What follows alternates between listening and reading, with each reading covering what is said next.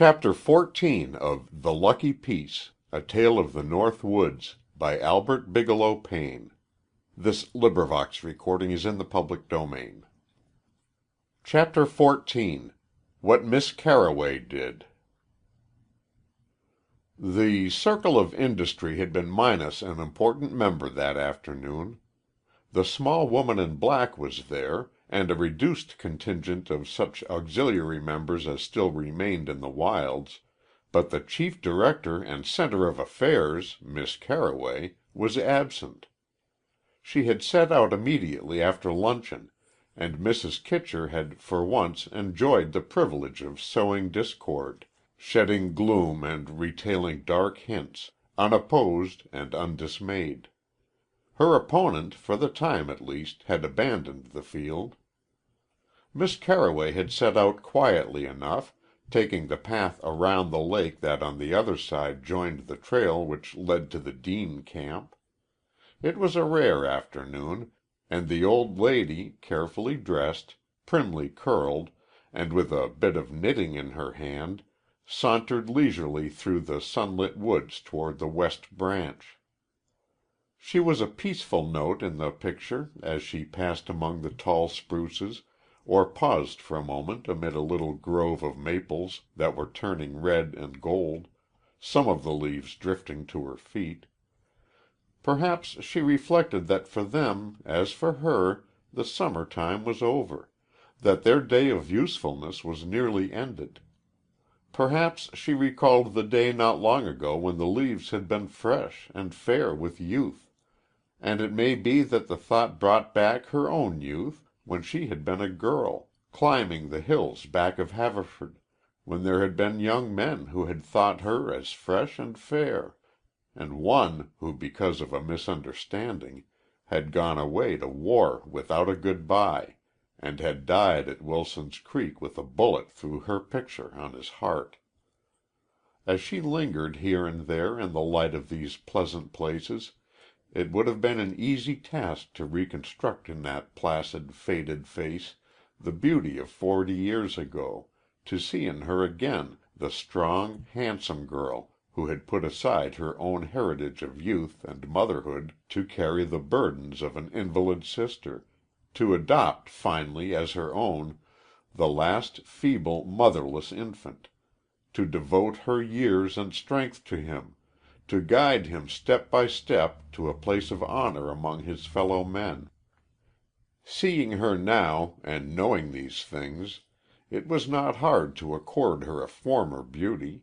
It was not difficult even to declare her beautiful still, for something of it all had come back, something of the old romance, of awakened purpose and the tender interest of love.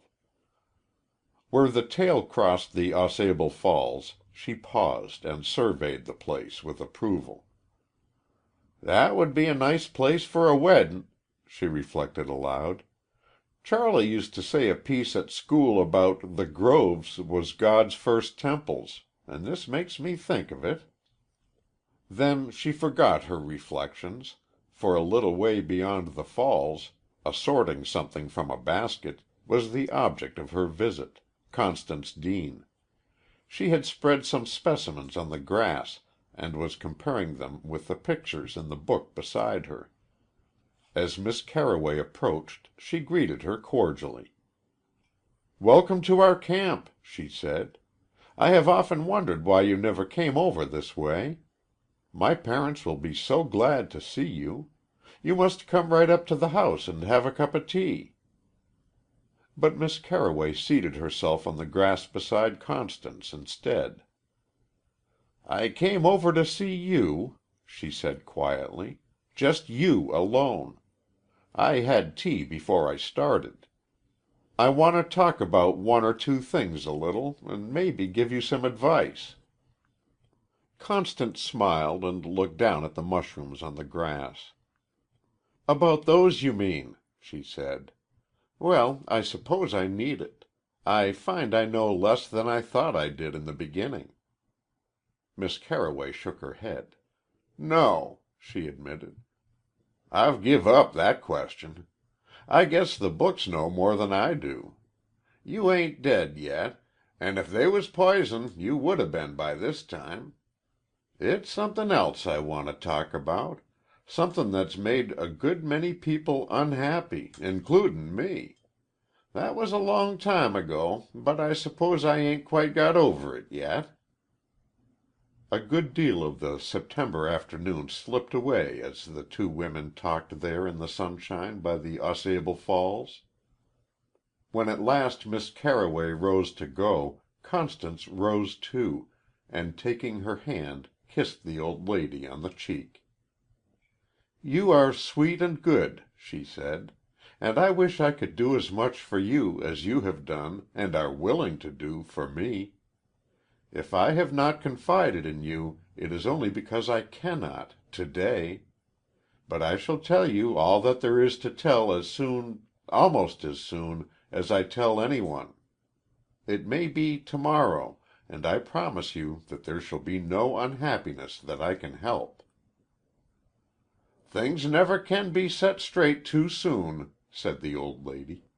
"I've had a long time to think of that." Miss Deane's eyes grew moist. "Oh, I thank you for telling me your story," she said. "It is beautiful, and you have lived a noble life." The shadows had grown deeper in the woods as Miss Carroway followed a path back to the lake and so around to the Lodge. The sun had vanished from the tree tops, and some of the light and reflex of youth had faded from the old lady's face. Perhaps she was a little weary with her walk, and it may be a little disappointed in what she had heard, or rather what she had not heard in her talk with Constance Deane.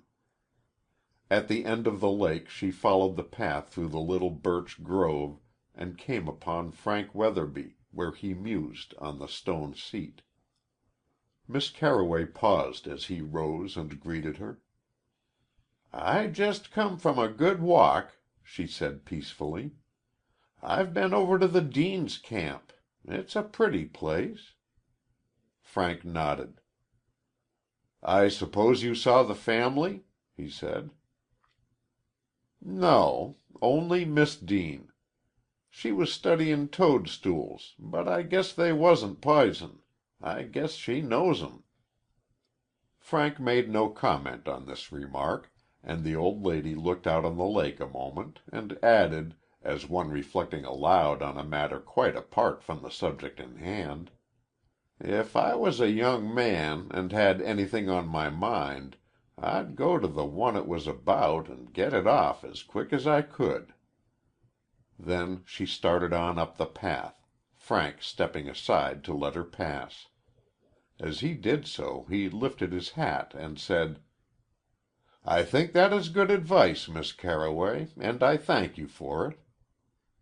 But he dropped back on the seat when she was gone and sat staring out on the water, that caught and gave back the colors of the fading sky.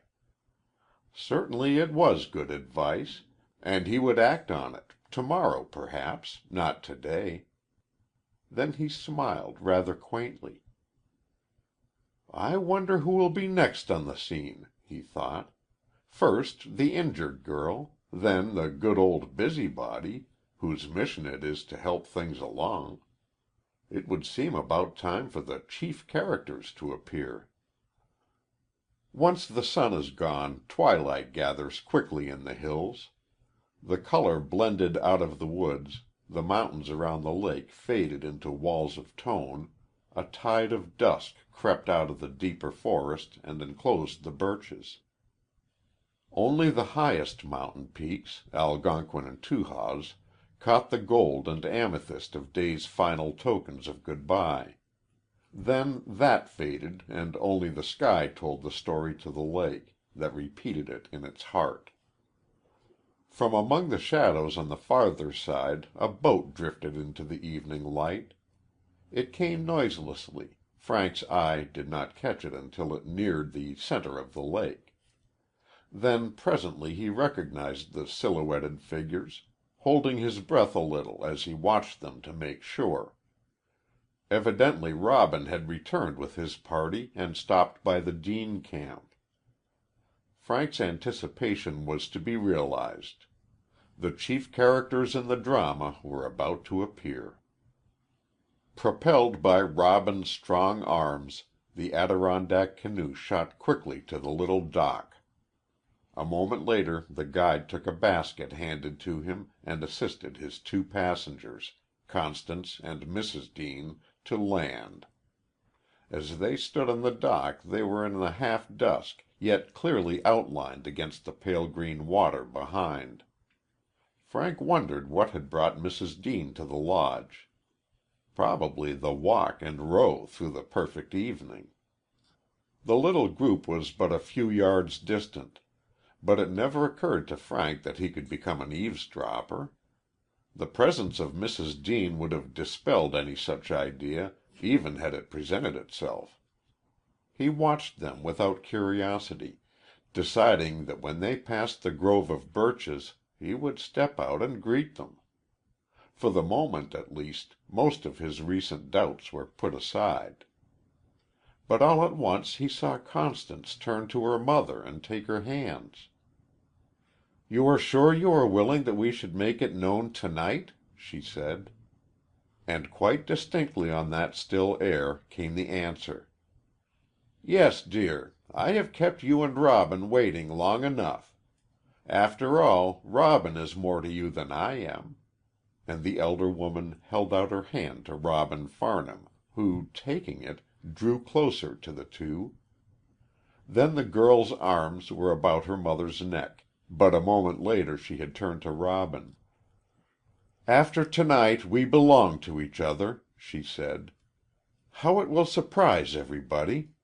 And she kissed him fairly on the lips.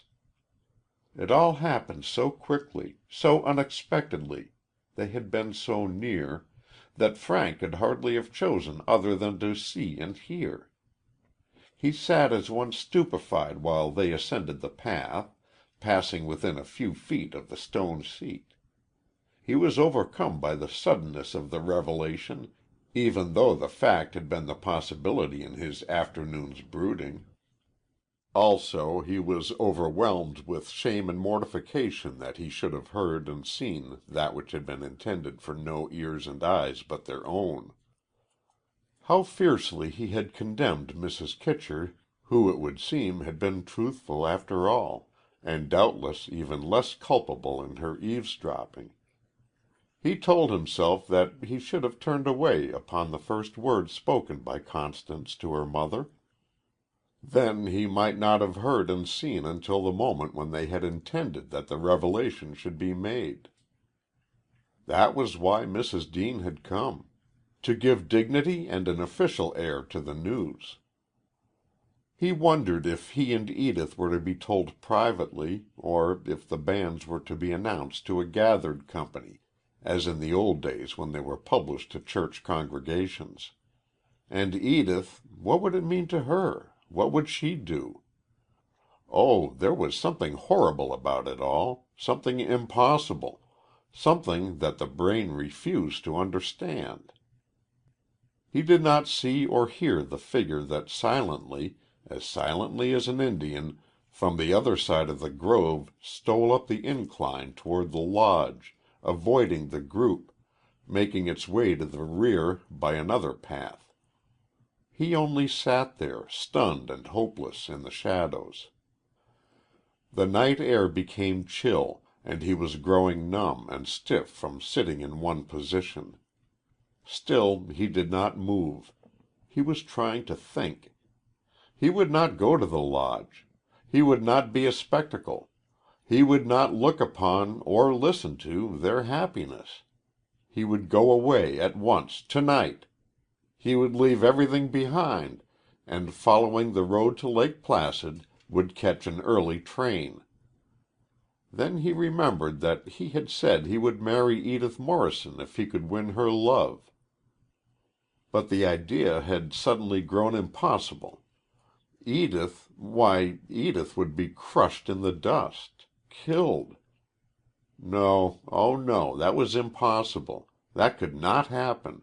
Not now, not yet. He recalled, too, what he had resolved concerning a life apart, such a life as the hermit had led among the hills, and he thought his own lot the more bitter, for at least the hermit's love had been returned, and it was only fate that had come between. Yet he would be as generous. They would not need his help, but through the years he would wish them well. Yes, he could do that. And he would watch from a distance and guard their welfare if ever time of need should come.